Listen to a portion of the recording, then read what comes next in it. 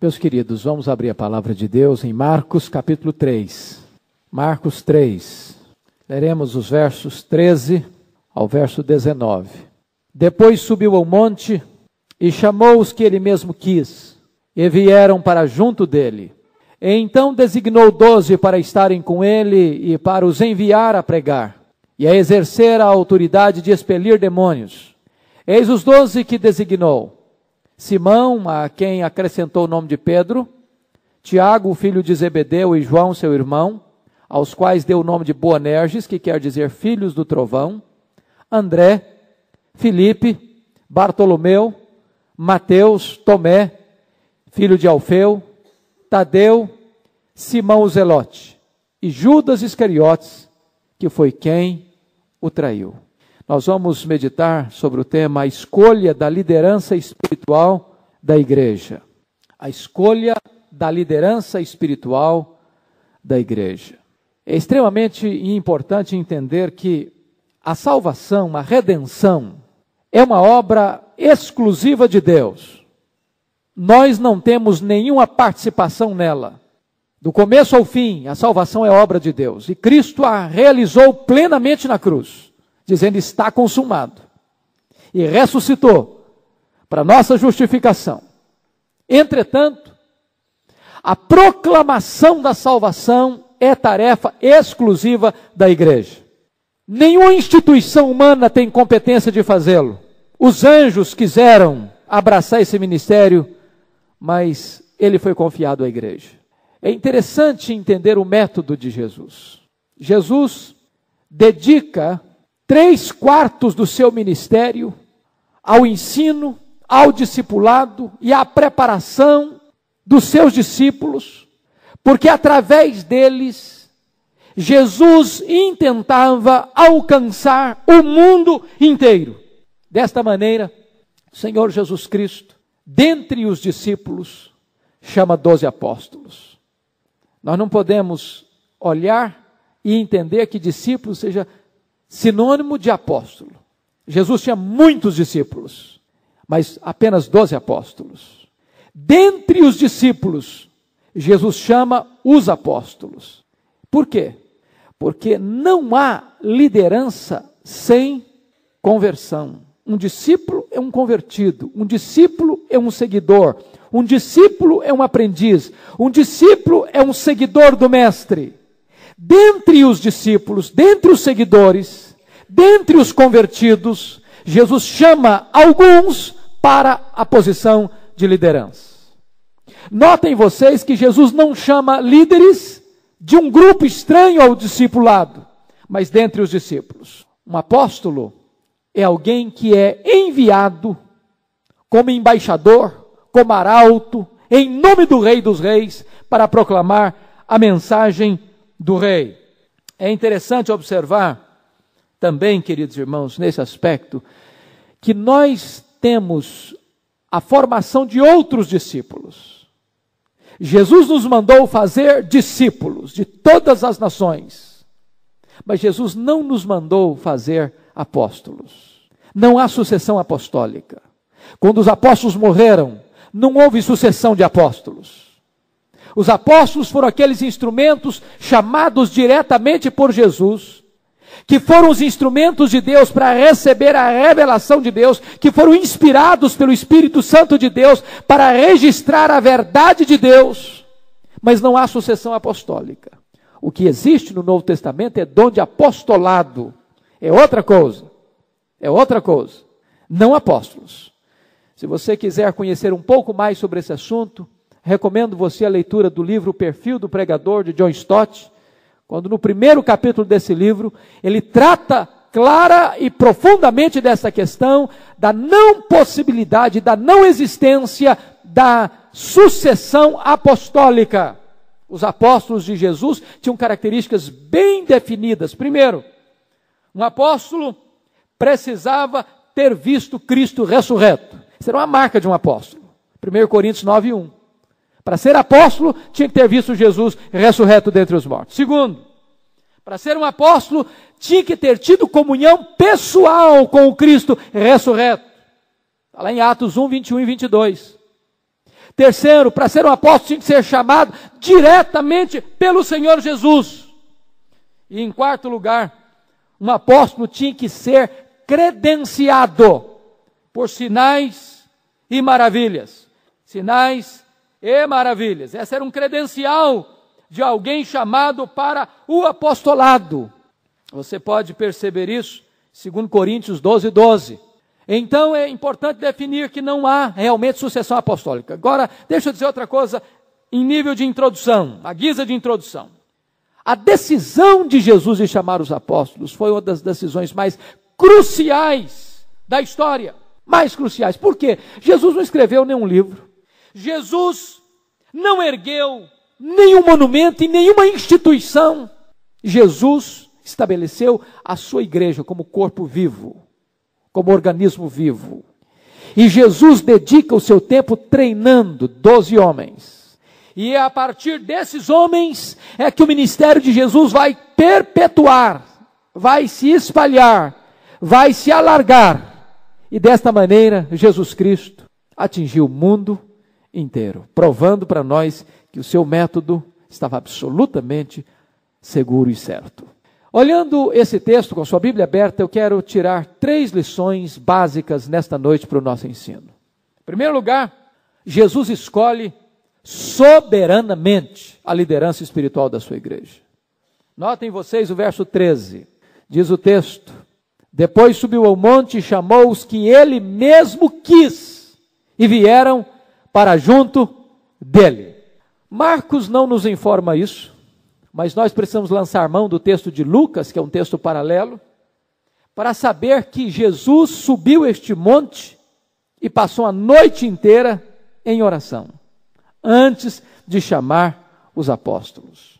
Daí, primeiro ponto é que Jesus escolheu a liderança da igreja segundo a vontade soberana do Pai. Irmãos, não obstante nós não termos apóstolos hoje, este texto lança luz sobre a questão da escolha de liderança da igreja. Se o próprio Filho de Deus não escolhe os apóstolos antes de passar uma noite inteira em oração, nós não deveríamos jamais escolher a liderança da igreja apressadamente, atabalhoadamente, atropeladamente, sem nos dedicarmos à oração.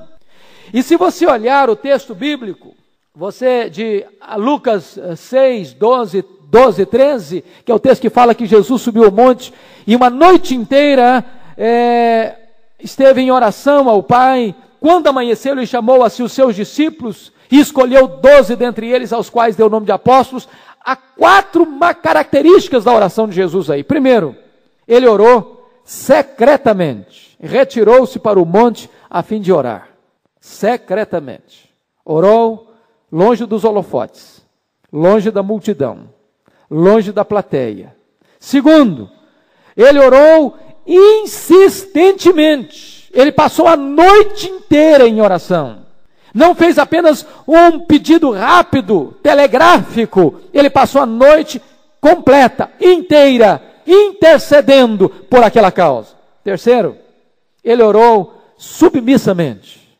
Diz o texto, ele passou a noite orando a Deus, pedindo a direção de Deus. Os entendidos em grego dizem que esta preposição a, que aparece aqui, é uma preposição singular nas orações de Jesus, porque ela não é oração a Deus, é oração de Deus. Na verdade, o que Jesus está pedindo é que a vontade do Pai se estabeleça nesta escolha para a liderança da igreja. Temos que orar debaixo da autoridade de Deus na escolha dos nossos líderes. Quarto lugar, a oração de Jesus foi uma oração objetiva. Ele orou objetivamente. Diz o texto que, quando amanheceu, ele chamou para si os seus discípulos e escolheu 12 dentre eles, aos quais deu o nome de apóstolos. Ele estava orando por um propósito, a escolha de 12 homens para compor a liderança espiritual da igreja. Segundo ponto que eu chamo a sua atenção, é que Jesus escolheu a liderança da igreja soberana e eficazmente. Você nota o texto soberano quando diz que ele chamou os que ele mesmo quis. Então é soberano. Não tem nenhuma opinião, nenhuma vontade concorrendo com a vontade soberana de Cristo na escolha da liderança. E a escolha não apenas é soberana, mas também ela é eficaz. Por quê? Porque o texto diz, e vieram para junto dele. Todos quantos ele escolheu, efetivamente vieram para ele. Ou seja, não houve a possibilidade de Jesus escolher alguém e esse alguém dizer, eu não quero, eu não aceito. Todos quantos foram escolhidos vieram a ele, atenderam ao chamado dele. Desta maneira, irmãos, é algo extraordinário entender que o Senhor que é soberano é o Senhor que chama e chama eficazmente. Isso acontece na salvação também. Foi o primeiro chamado, e esses homens receberam 3 chamados. Chamado para a salvação, chamado para serem pescadores de homens e chamados para ser apóstolos. Em todos os 3 chamados você percebe a eficácia do chamado. E nós, dentro da linha reformada de entendimento, compreendemos que a vocação de Deus é eficaz. Aqueles a quem Deus chama, chama eficazmente. O Senhor Jesus disse que ninguém pode vir a mim se o Pai não o trouxer. Jesus estabelece com isso que quem traz, quem convence, quem move o coração, quem predispõe a alma, é o próprio Deus. E por isso Paulo diz, aos que Deus predestinou, a esses também chamou. E aos que chamou, a esses também justificou. E aos que justificou, a esses também glorificou. O Senhor Jesus disse claramente, as minhas ovelhas ouvem a minha voz e me seguem. Notem vocês, terceiro lugar, Jesus escolhe a liderança da sua igreja incondicionalmente. Por que esse convite? Por que esta escolha foi incondicional? Porque, na verdade, Jesus escolheu homens que não tinham credenciais, qualidades especiais.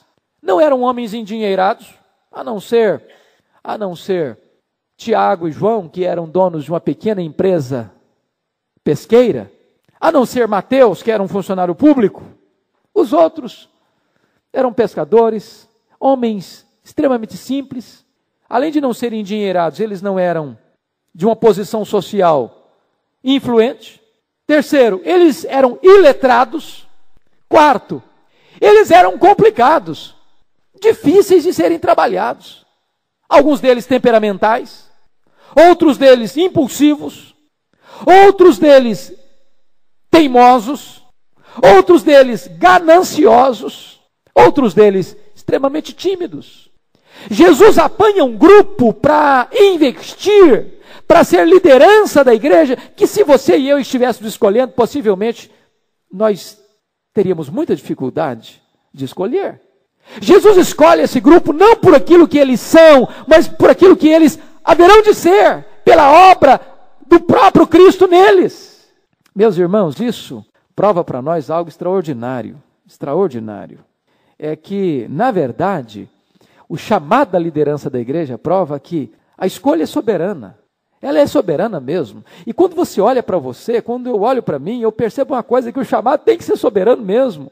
Porque se dependesse de nós estaríamos fora. Certamente nós não seríamos incluídos. Nós somos seres tão limitados, tão complicados, tão inadequados. Mas a despeito de nós, Deus nos escolheu. Escolheu para a salvação, e alguns dentre nós Deus escolhe para a liderança, não por causa de méritos que porventura tenhamos, não por causa de qualidades que porventura intrinsecamente tenhamos, mas tudo que somos, o somos pela graça, por obra do próprio Deus em nós. Segundo ponto que eu chamo a sua atenção da nossa mensagem, primeiro é que ele escolheu soberanamente e eficazmente. Segundo lugar, Jesus escolhe propositalmente. Vejam vocês, versículos 14 e 15 do texto lido. Então designou 12 para estarem com ele, para os enviar a pregar e a exercer a autoridade de expelir demônios. Dr. William Hendrickson disse que há 3 coisas claras aqui. Primeiro, associação e educação. Vieram para junto dele, certamente para serem educados e treinados. Segundo, você encontra aí missões, enviou-os a pregar. E terceiro, você vê aí o ministério de poder, enviou-os também a expelir demônios. Então eles têm aprendizado, eles têm comissão e eles têm poder e autoridade espiritual. Vamos olhar em primeiro lugar, Jesus chamou-os e designou-os para estarem com Ele. Notem vocês a prioridade fundamental de Jesus. A principal missão de um líder não é fazer a obra de Deus. A principal missão de um líder é ter comunhão com o Deus da obra. O Deus da obra é mais importante do que a obra de Deus. Deus é mais importante do que o seu trabalho. Conhecer a Deus, andar com Deus e ter intimidade com Deus é mais importante, é prioritário em relação a fazer a obra. É um equívoco pensar que o ativismo substitui intimidade com Deus, que trabalho substitui relacionamento com Deus.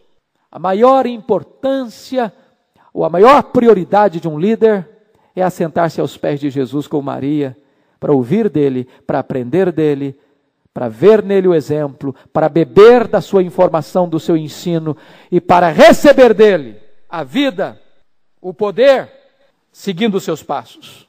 Temos que fazer o que João disse na primeira carta. Nós proclamamos o que temos visto e o que temos ouvido. Nenhum líder será um líder legítimo no reino de Deus se não pode dizer isso. Nós pregamos o que temos visto e ouvido. Nós pregamos aquele a quem conhecemos. Nós anunciamos aquele com quem desfrutamos intimidade. Na verdade, irmãos, essa coisa aqui é tão básica. Deus está mais interessado em quem nós somos do que no que nós fazemos. Vida precede ministério. A vida de um líder é a própria vida da sua liderança. Um líder nunca é maior do que a sua própria vida. Quando a fama torna-se maior do que a vida, logo esse ministério naufraga. Logo esse ministério naufraga. Porque a vida é a base do ministério. Mais do que isso, nós poderíamos afirmar, concordar com John Schwal, quando disse que se a vida do líder é a vida da sua liderança, os pecados do líder são os mestres do pecado. John Schwal disse que o pecado de um líder é mais grave, é mais hipócrita e mais danoso do que os pecados dos outros. Por quê? É mais grave porque o líder peca contra o maior conhecimento. É mais hipócrita porque o líder denuncia o pecado em público e às vezes o pratica em secreto. É mais danoso porque quando um líder cai, mais pessoas são afetadas. Por isso, Jesus sabiamente chama esses apóstolos primeiro, não para pregar, primeiro para estarem com Ele, para aprenderem dele e com Ele. Segunda coisa, queridos, importante entender aí, é que Jesus chamou-os e designou-os para os enviar a pregar. Vejam vocês que o ministério dos apóstolos derivou sua origem não da igreja e nem do povo, mas de Cristo. O envio é do próprio Cristo. Os designou para pregar. De certa forma, Jesus está fazendo aqui um corte radical com a prática dos fariseus e daquela comunidade secreta lá das cavernas de Qumran. A tese básica dos fariseus é que uma pessoa espiritual tem que se separar das pessoas comuns, para não se contaminar. Então, a lógica e a teologia dos fariseus era a teologia da separação, do não envolvimento, da não aproximação. Jesus choca os fariseus quando ele disse que o ministério é exercido no meio do povo, junto do povo, com o povo. Não participando daquilo que as pessoas fazem de errado, mas convivendo com elas, para levar a elas a boa nova do Evangelho. Jesus chama um grupo do mundo para a salvação, para serem discípulos. Dos discípulos, Jesus chama um grupo para ser apóstolos e agora os envia de volta ao mundo. Não para se separarem do mundo, não para viver numa caverna de Qumran, não para viver num mosteiro, não para viver numa torre de marfim, não para viverem encastelados no poder, mas para irem de volta ao mundo, como luz do mundo, com a mensagem para o mundo, como embaixadores de Deus. E esta autoridade era uma autoridade tão extraordinária, que Jesus deu a esses homens, que Jesus chegou a dizer assim, lá em Mateus 10:40, quem vos recebe, a mim me recebe, e quem me recebe, recebe aquele que me enviou. Notem vocês um aspecto importantíssimo, é que este ministério dos apóstolos deveria ser em 3 níveis. Primeiro, as ovelhas perdidas da casa de Israel, depois em todas as etnias e depois no mundo inteiro. Vejam que Jesus disse isso para eles. Eu vos envio as ovelhas perdidas da casa de Israel, no texto paralelo de Mateus 10. Depois da ressurreição, Jesus disse: ide fazei discípulos de todas as nações. E Marcos 16:15 diz: ide pregar o evangelho por todo o mundo. Então o ministério da igreja é um ministério universal. Não tem fronteira, não tem barreira, não tem limites geográficos. Mas notem vocês que agora, depois de estarem com Jesus, os apóstolos são enviados para pregar. Aqui eu chamo a atenção, irmãos, porque a pregação é a espinha dorsal do ministério. A pregação era a missão precípua para fora que os discípulos deviam exercer. Primeiro eles estavam com Jesus, mas agora eles são enviados para pregar. Enviados não para se miscuírem nos negócios deste mundo. Enviados não para exercer um cargo político importante. Enviados não para fazerem apenas obra social, para resolverem problemas imediatos. A singularidade e prioridade do ministério destes homens seria pregar. É óbvio que nós vamos perceber, como dissemos domingo passado, que o ministério da pregação não está dissociado do ministério da misericórdia. Não é pregação sem misericórdia. E nem substituir a pregação pelas obras de misericórdia. Mas quanto aos apóstolos, a missão deles era pregar.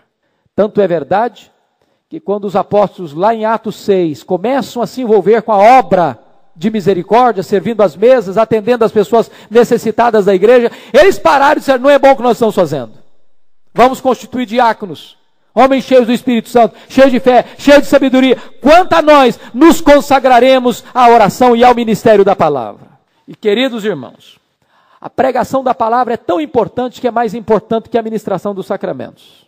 O apóstolo Paulo aos Coríntios, capítulo 1, versículo 17, ele diz que ele nem se lembrava de quantas pessoas ele tinha batizado. Esse ministério meu não é batizar, meu ministério é pregar.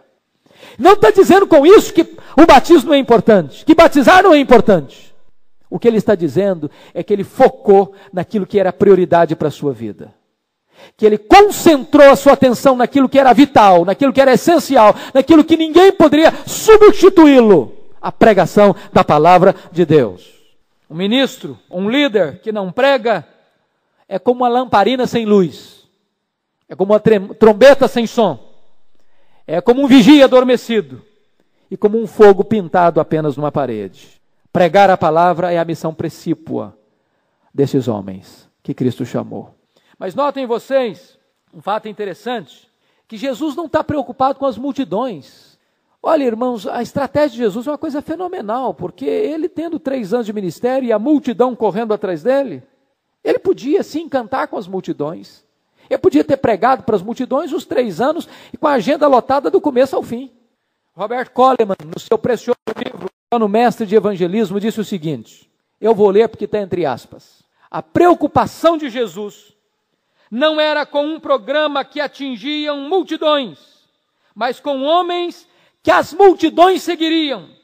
Os homens seriam o seu método de ganhar o mundo para Deus. Jesus entendeu que ele viria aqui, terminaria sua obra e voltaria. Por isso ele precisou treinar homens que as multidões seguiriam. Qualquer líder que não forme outros líderes, fracassa na sua liderança. Talvez uma das coisas mais importantes numa liderança é treinar outros líderes. E foi o que Jesus fez. Ele investiu 3/4 do seu ministério treinando 12 homens. Vocês conhecem aquela lenda, não é uma história, é uma lenda, que quando Jesus chegou no céu, e Hebreus capítulo 1 diz que houve uma grande recepção a Jesus lá no céu pelos anjos, então um anjo abordou a Jesus com a pergunta, Senhor, o Senhor terminou a obra da redenção lá na terra, mas e agora, quem vai contar isso para o mundo inteiro? E Jesus respondeu então para o anjo, eu deixei 12 homens treinados e preparados para essa tarefa. O anjo interpelou a Jesus novamente e disse, mas Senhor, e se eles falharem? E Jesus respondeu para o anjo, se eles falharem, eu não tenho outro método. Eu não tenho outro método. O método de Deus é a igreja. O método de Deus é você.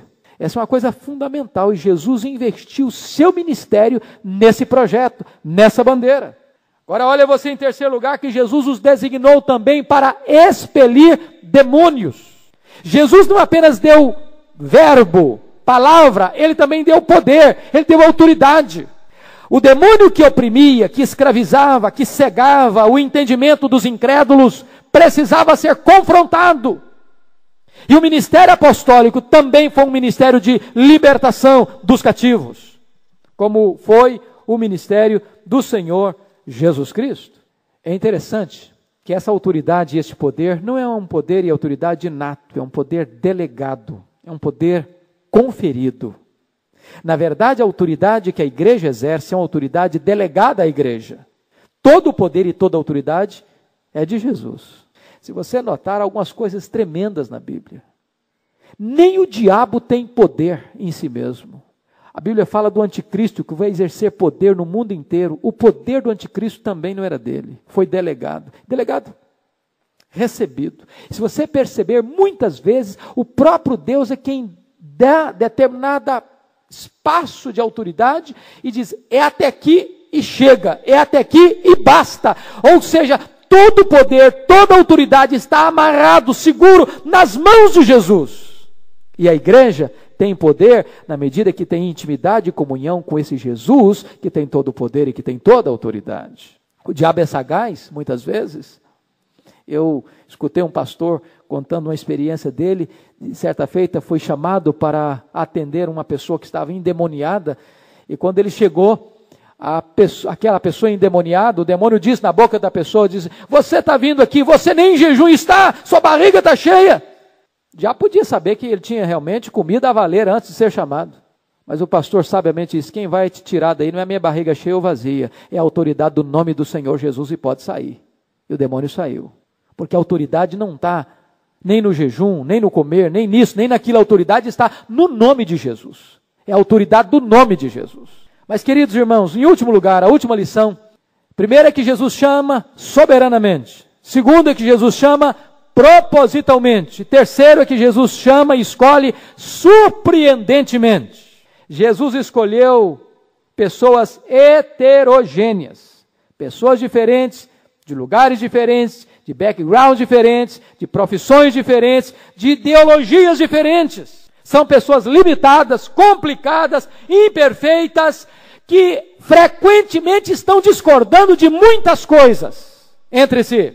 Jesus é até mesmo capaz de desafiar a ideologia política, chamando dois homens de linhas absolutamente opostas. Um homem de situação, empregado do Império Romano como Mateus, e um homem da extrema esquerda, radical, um zelote, que defendia a rebelião contra Roma, a guerrilha contra Roma, até assassinato para tomar de assalto o poder das mãos de Roma. Jesus pega esses dois homens, um de direita, extrema direita, outro de extrema esquerda, e põe esses dois homens num único grupo. Porque no reino de Deus, nós podemos ter diferentes opiniões políticas, mas nós temos um único propósito. É por isso que igreja não é partido político.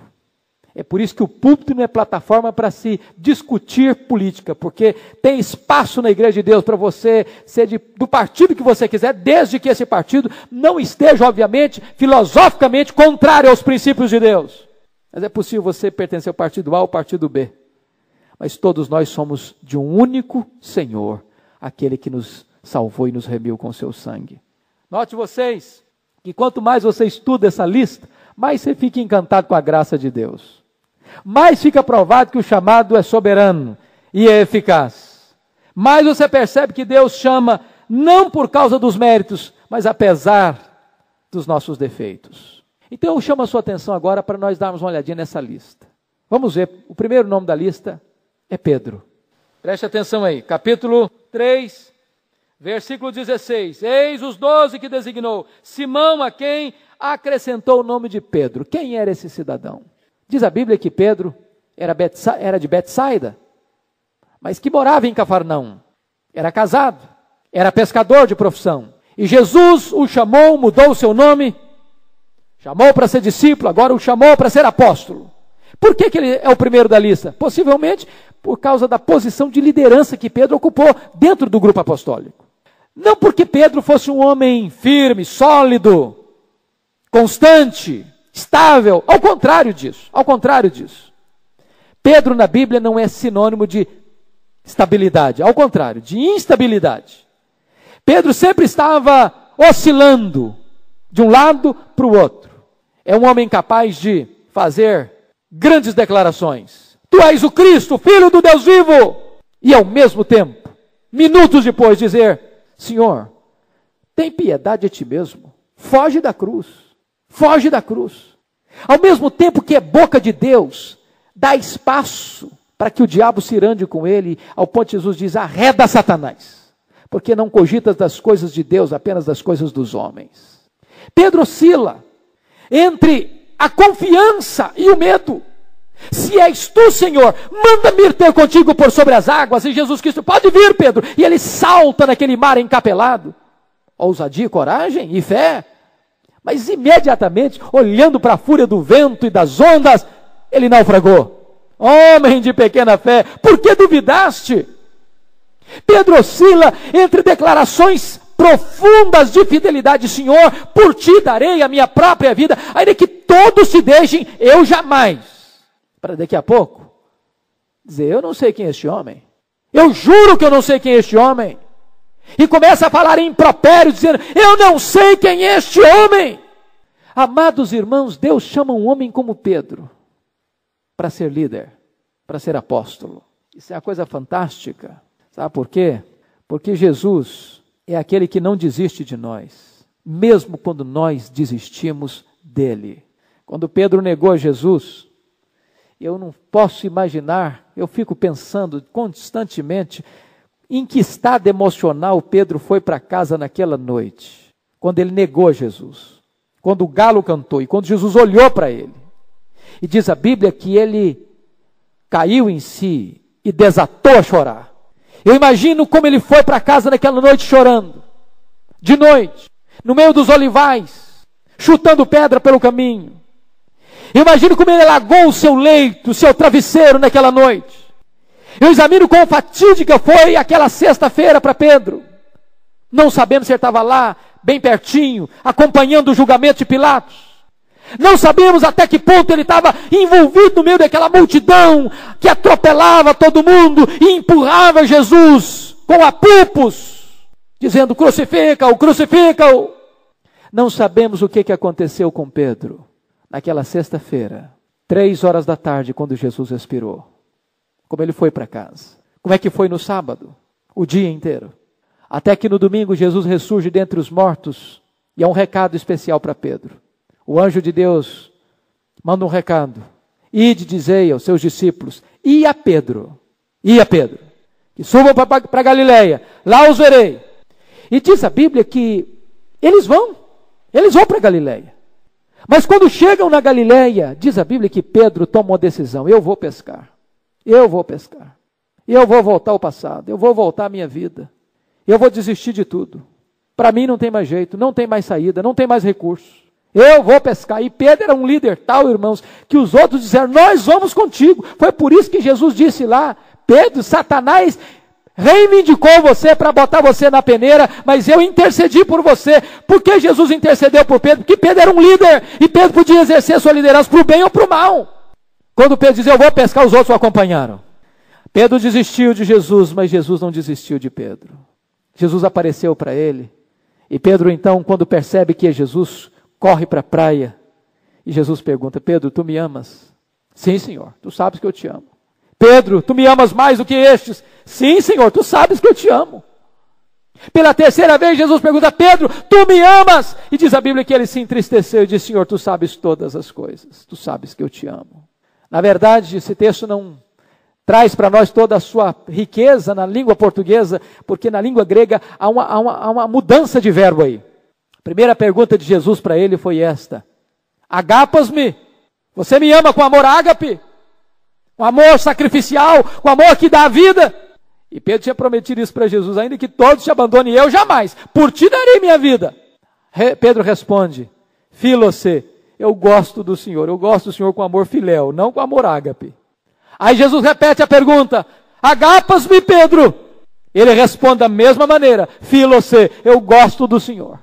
Eu não tenho coragem de dar minha vida para o Senhor, não. Sabe por que ele se entristeceu da terceira vez?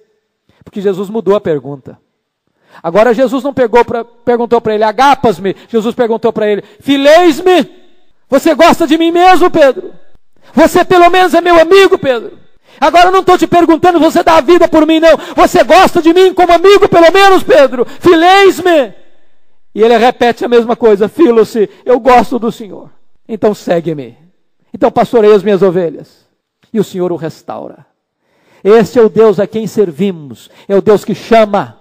É o Deus que restaura. É o Deus que dá uma segunda chance, uma segunda oportunidade. Mas vamos ver.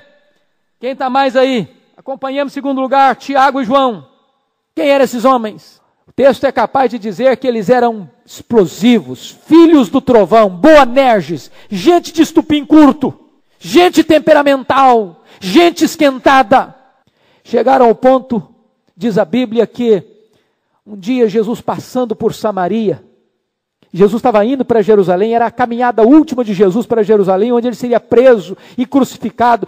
Passando por Samaria, os samaritanos não acolheram Jesus, porque viram que ele estava determinado a ir para Jerusalém. E diz a Bíblia que Tiago e João disseram para Jesus: Jesus, vamos mandar descer fogo do céu sobre esses samaritanos, vamos queimar essa gente não merece viver. Depois de 3 anos de ministério com Jesus, de apostolado com Jesus, eles estão com o coração ainda prontos para pedir vingança.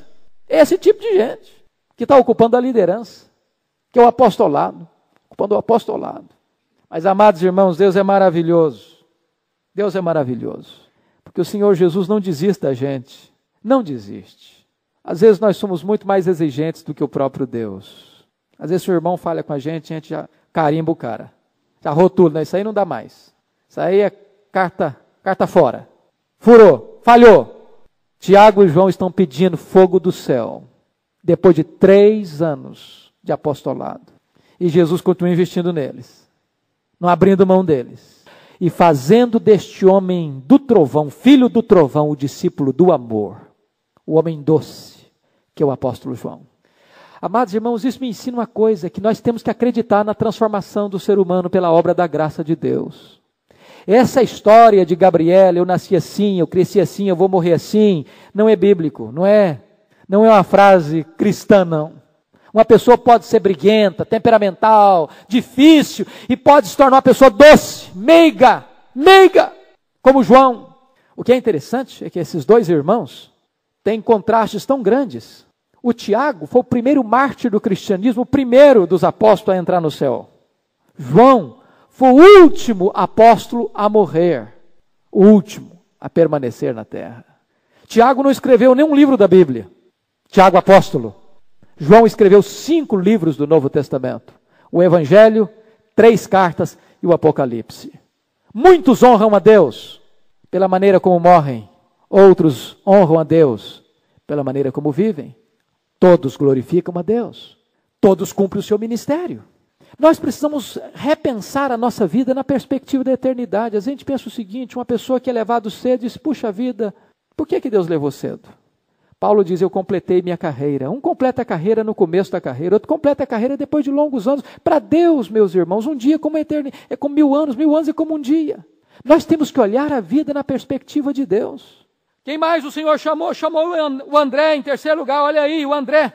André era uma figura fantástica, ele era o homem dos bastidores. Você conhece líder assim? Ele nunca está em cima do palco, ele não está debaixo das luzes, dos holofotes, das luzes da ribalta, mas as coisas não acontecem se ele não estiver lá nos bastidores.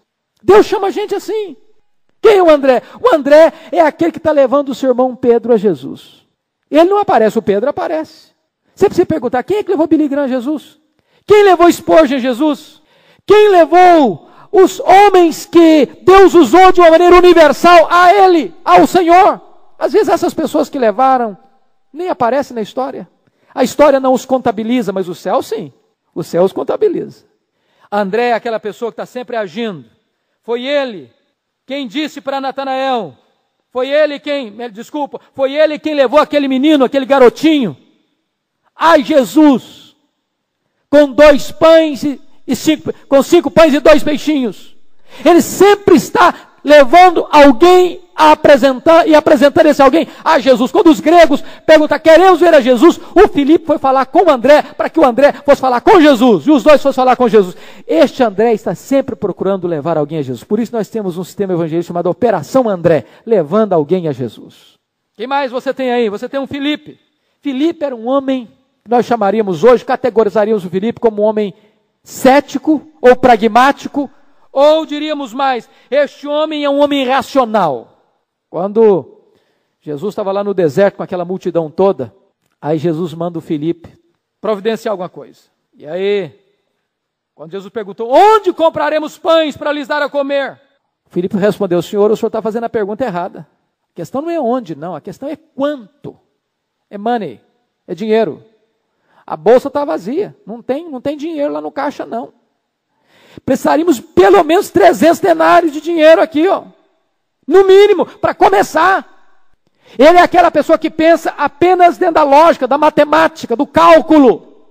A visão dele era a visão que ia ao ponto em que o dinheiro podia ir.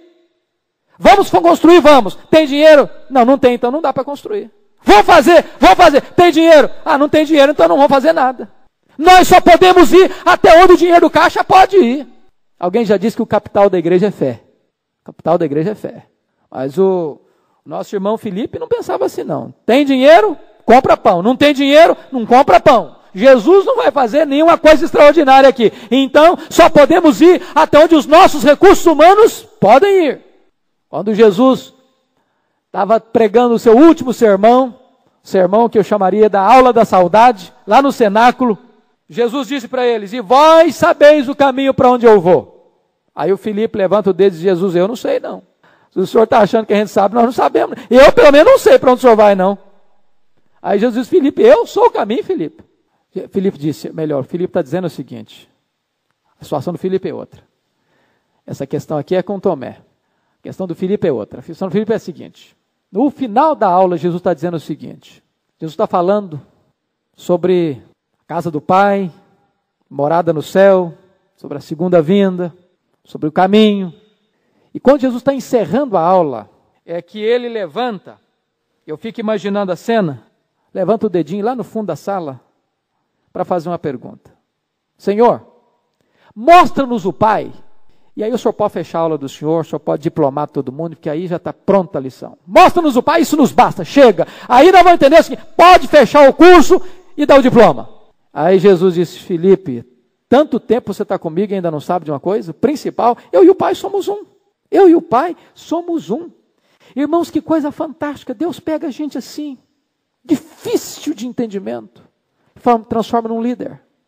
Pega um Bartolomeu, quem era o Bartolomeu? Bartolomeu era um camarada preconceituoso. De Nazaré pode sair, porventura, alguma coisa boa? Gente, olha aqui o preconceito, um preconceito geográfico, um preconceito racial, cultural. Ele acha que uma pessoa vale de onde ela vem, o berço que ela tem, a escola que ela estudou, o diploma que ela recebeu.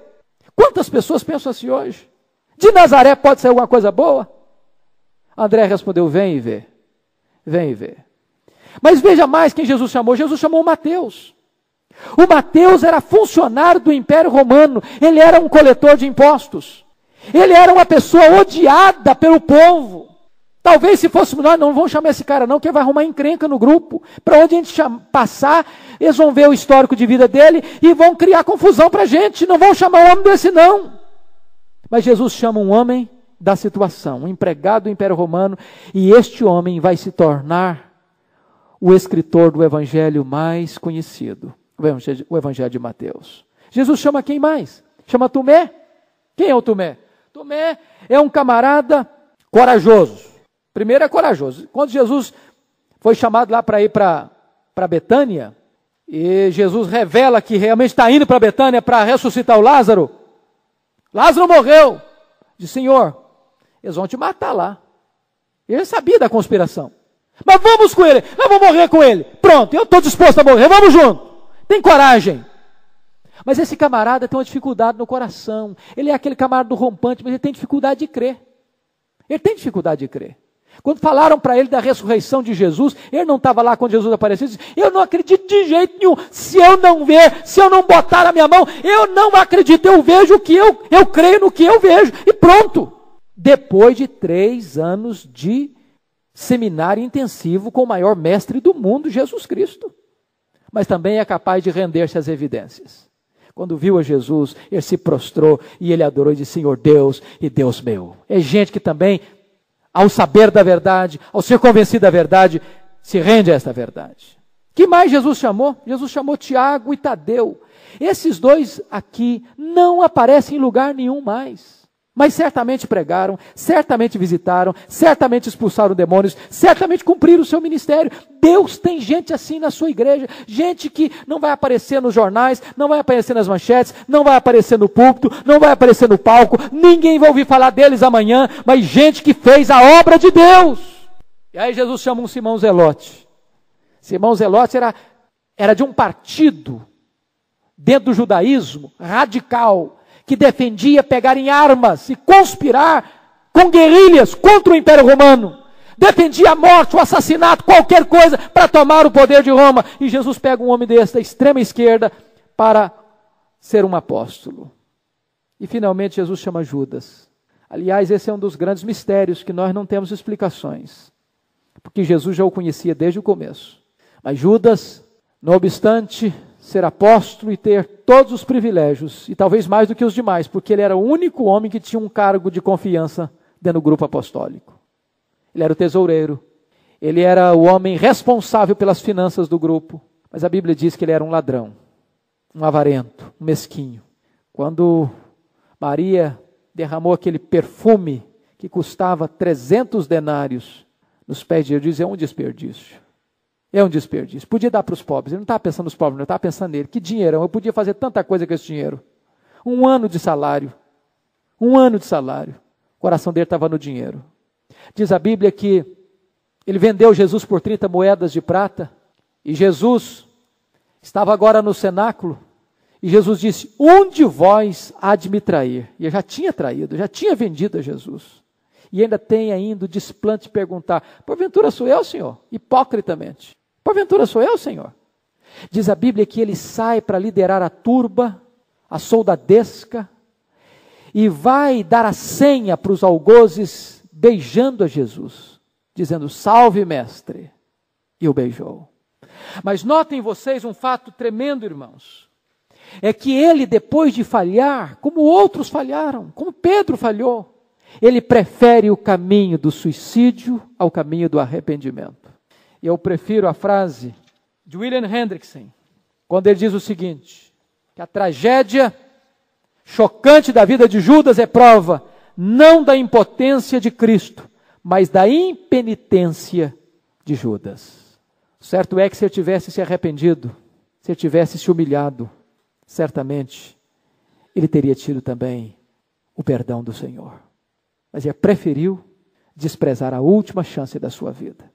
E eu termino dizendo que Jesus transformou homens limitados e fez deles grandes instrumentos para transformar o mundo. Quando você pega essa lista, 50% dessa lista é de gente que você não vai escutar falar mais. Alguns se tornaram homens de destaque, como Pedro, como João, como Mateus.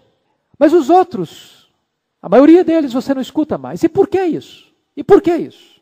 E eu chamo a sua atenção para 3 verdades para isso. Primeiro, é que o verdadeiro trabalhador na edificação da igreja é o próprio Senhor Jesus. Nós somos apenas instrumentos, mas o grande trabalhador na edificação é o Senhor. Ele diz, eu edificarei a minha igreja. Isso significa que nós não temos que super enfatizar a importância do homem. A glória é do Senhor Jesus. Segunda lição, nem sempre um trabalho fiel e abnegado é contabilizado na terra. Nem sempre, irmãos. Então, não fique triste se alguém não valorizar o seu trabalho, se alguém não notar o seu trabalho. Não há registro bíblico do trabalho de alguns desses homens que Jesus chamou para serem apóstolos. Nem por isso o trabalho deles deixou de ser contabilizado no céu. Nem por isso. Terceira lição. Mesmo que os homens esqueçam o nosso trabalho, Jesus jamais o fará. Ele diz que até um copo de água fria que você der para alguém em seu nome, não ficará sem o galardão. Se os homens não valorizarem, o Senhor vai valorizar. Daí, querido irmão, eu gostaria de encorajar você, em nome de Jesus, a trabalhar para o Senhor, com alegria, com entusiasmo, sabendo que dele vem a recompensa. Eu gostaria de encorajar você, se Jesus pegou um grupo de homens complicados, difíceis, como este, e fez deles os instrumentos para transformar o mundo, Ele pode também transformar a sua vida e usar você para a glória do seu próprio nome. Que Deus nos ajude, que Deus nos abençoe. Amém. Nós vamos orar, buscar ao Senhor. Talvez tem áreas da sua vida que precisam ser tratadas pelo Senhor Jesus. Como Ele tratou da vida de Pedro, como Ele tratou da vida de João, como Ele tratou na vida de Tomé, como Ele pode tratar na sua vida, na minha vida. E eu gostaria que nós orássemos neste momento.